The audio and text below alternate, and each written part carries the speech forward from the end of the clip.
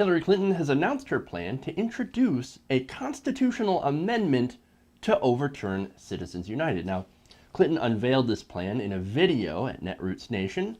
I guess she didn't have time to show up there in person, but it would have been nice. Now, I remember Netroots was coming to Detroit probably a couple of years ago, and Hillary Clinton refused to show up. Didn't even send a video. Just refused to show up flat out. Classy, right? But anyway, I'm going to try to be fair.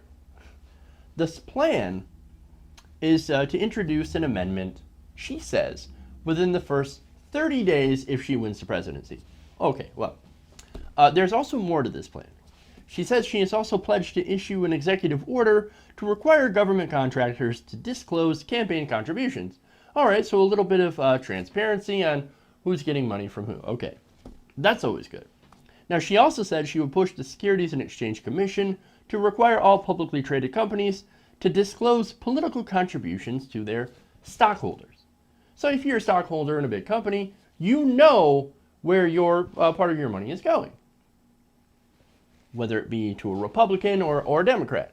Okay, so a little bit more transparency and disclosure requirements. Okay, that's good. That's good. Now, so as I said, I'm going to try to be as fair as possible here. Now, those of you who watch me on YouTube or listen to my live show, you guys know that I do not trust Clinton. She's taken millions of dollars in campaign contributions from securities investment firms, large corporations, and super PACs, all of that. Now, speaking of super PAC, she's got one that's spending millions of dollars on advertisements against Donald Trump right now.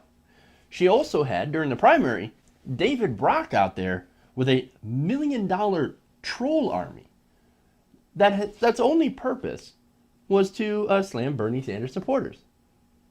I mean, look, when it comes down to it, a lot of Americans find Hillary Clinton untrustworthy, and these are the reasons why. But as I said, I need to be fair and objective here, because after all, that's what the show's about. Now, and this is actually a good sign that the Clinton campaign is actually trying to tack more progressive thanks to Bernie Sanders. Now, does that mean she'll actually do it? Well, that's a different question. Personally, I remain very skeptical based on the millions of dollars in campaign contributions she's received, as well as her pick for the Supreme Court. As I pointed out before, Merrick Garland, not a progressive. He's not even remotely liberal. He is a center-right corporatist judge, and he has ruled in favor of expanding money in politics. Great. What a wonderful pick. What a wonderful message to send to everyone to show how you are in favor of getting money out of politics than to back a nomination by President Obama of a judge who voted for more money in politics. Genius. Genius. However, for her, calling for this amendment is actually a political win-win. Let me explain why. Now, for one, she doesn't actually have to do much but call for this amendment. I mean, she really can't do anything else. And right now, this is a super popular position. Most Americans, left, right, and center, hate Citizens United. In fact, even Donald Trump called it a disaster. Now, we know that Hillary Clinton is a poll watcher, and that she knows, she's seen all the polls, right? She knows how unpopular Citizens United actually is. If she follows through and calls for an amendment, she's going to get the credit. Guess who that serves? That serves Hillary Clinton. That helps her politically. Okay. Now, secondly, and this is the most important thing here, getting rid of Citizens United. Say Hillary Clinton wins and appoints Merrick Garland, and somehow he and the rest of the liberal justices vote for overturning that decision. Or somehow, as unlikely as it seems, and this is more unlikely than it going to the Supreme Court, 2/3 of both the House and the Senate decide to pass this amendment, and it is then ratified by 3/4 of the states. And yay, we get rid of Citizens United. Mission accomplished, right? Well, not really. Because we still have money in politics. Now, we wouldn't have super PACs, but there's still going to be a lot of corporate money in politics. And why is that? Well, it's because of two landmark decisions that happened back in the 1970s. the tail end of the 1970s, we had two decisions. One of them was Bellotti versus First National Bank, and then Buckley v. Vallejo. Now, those decisions together said that corporations were people with First Amendment rights to free speech, and that money equals speech. Okay? So those two decisions right there, well, that really started Citizens United. That's the root of Citizens United. If you really want to get money out of politics, well, you can't just call for eliminating Citizens United without also addressing those other decisions as well. So look, at the end of the day, this is pretty good pander, okay?